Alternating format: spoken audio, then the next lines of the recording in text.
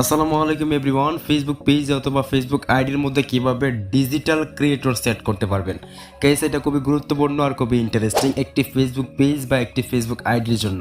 Digital creator মূলত হচ্ছে কি বা কিসের জন্য সেটা সেট করতে হবে সেটা কিন্তু মূলত আজকের এই ভিডিওতে জানতে পারবেন। মাত্র 1 মিনিটের মধ্যে কিভাবে আপনি আপনার প্রোফাইলের মধ্যে বা আপনার ফেসবুক পেজের মধ্যে ডিজিটাল ক্রিয়েটর সেট করবেন সেটাই কিন্তু মূলত আজকের এই ভিডিওতে আপনারা জানতে পারবেন। সো ভিডিওতে অবশ্যই একটি লাইক দিয়ে চ্যানেলটিকে অবশ্যই সাবস্ক্রাইব করে রাখবেন। So let's get started. Guys প্রথমে আপনাকে চলে আসতে হবে আপনার ফেসবুক অফিসিয়াল অ্যাপে। আমি এখান থেকে আমার ফেসবুক অফিসিয়াল অ্যাপটিকে ওপেন করে নিচ্ছি। তো আমরা আমাদের ডিজিটাল ক্রিয়েটর ক্যাটাগরিটাকে আমাদের ফেসবুক পেজে বা ফেসবুক আইডির মধ্যে সেট করার জন্য সিম্পলি আমরা এখান থেকে প্রোফাইলে ক্লিক করব।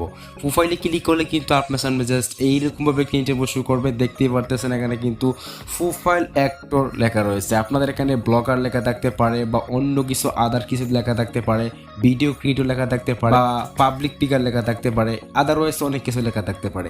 তো সিম্পলি আমরা এখান থেকে ডিজিটাল ক্রিয়েটরটিকে আমরা অ্যাড করব। তো সিম্পলি আমরা এখান দেখতেছেন সি ইওর অ্যাবাউট ইনফো, আমরা জাস্ট এখান থেকে এখানে একটা ক্লিক করব। এখানে ক্লিক করলে আপনার সামনে এইরকমভাবে কিনতে শুরু করবে। এখান থেকে ফার্স্ট অফ অল উপরে পেয়ে যাবেন হচ্ছে ক্যাটাগরি, তারপর পেয়ে যাবেন এডিট বাটন। আমরা এখান থেকে এডিট বাটনে প্রেস করব। দেন এখান থেকে আপনার এখানে কিন্তু অলরেডি একটা সার্চ বার চলে আসবে। আমরা চাইলে কিন্তু নিচের দিকেও এই ডিজিটাল ক্রিয়েটরটি পেয়ে যাব। যদি আমরা এখান থেকে এটা খুঁজে না পাই সিম্পলি আমরা এখান থেকে সার্চ বারে ক্লিক করব। দেন এখান থেকে আমরা সার্চ করব ডিজিটাল ক্রিয়েটর। তো আমরা এখান থেকে যেই না ডি লিখবো তখনই কিন্তু সিম্পলি ডিজিটাল ক্রিয়েটর চলে আসবে।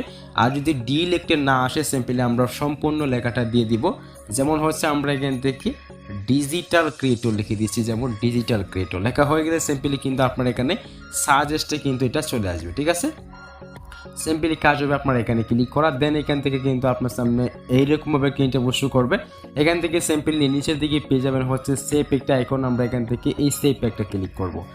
সেভে ক্লিক করার পরে সিম্পলি দেখতে পারতেছেন এখানে ছিল অ্যাক্টর, এখন সিম্পলি কিন্তু এখানে ডিজিটাল ক্রিয়েটর হয়ে গেছে। তো সিম্পলি আমরা এখান থেকে যখন আমরা ব্রেক বাটনে প্রেস করব দেন এখান থেকে আমরা রিফ্রেশ মারবো, তখন দেখুন এখানে কিন্তু আমার প্রোফাইলের পাশে কিন্তু অ্যাক্টর থেকে ডিজিটাল ক্রিয়েটর হয়ে গেছে।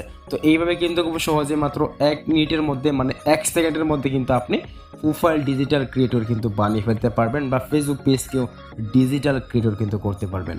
তো অনেকেই বলবেন যে ডিজিটাল ক্রিয়েটর করলে আমাদের লাভটা কি? ডিজিটাল ক্রিয়েটর লাভটা হচ্ছে আপনি কিন্তু রিচ বেশি ইনক্রিজ হবে, আপনার ফেসবুক পেজটা ভাইরাল হবে, আপনার ফেসবুক আইডিটা ইমপ্রেশন বাড়বে। যেমন হচ্ছে আমরা এখান থেকে ডিজিটাল ক্রিয়েটর মানে কি? ডিজিটাল ক্রিয়েটর মানে হচ্ছে আমরা এখান থেকে যে পোস্টগুলো রয়েছে সেই পোস্টগুলো বেশি বেশি লাইক কমেন্ট হবে। আমরা আমাদের আদারওয়াইজ যে আমরা রিলগুলো আপলোড করবো সেই সমস্ত রিলের মধ্যে বেশি বেশি ভিউজ হবে। আদারওয়াইজ আমরা যে ভিডিওগুলো আপলোড করবো সেই ভিডিওর মধ্যে কিন্তু বেশি বেশি ভিউজ হবে যদি আপনি ডিজিটাল ক্রিয়েটর ক্যাটাগরিটাকে সিলেক্ট করে রাখতে পারেন।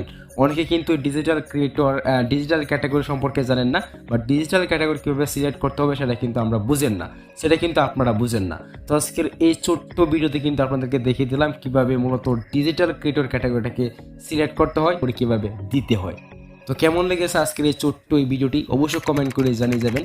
দেখা হচ্ছে আপনাদের সাথে নেক্সট কোনো ভিডিওতে। সো আজকের মতো আল্লাহ হাফেজ।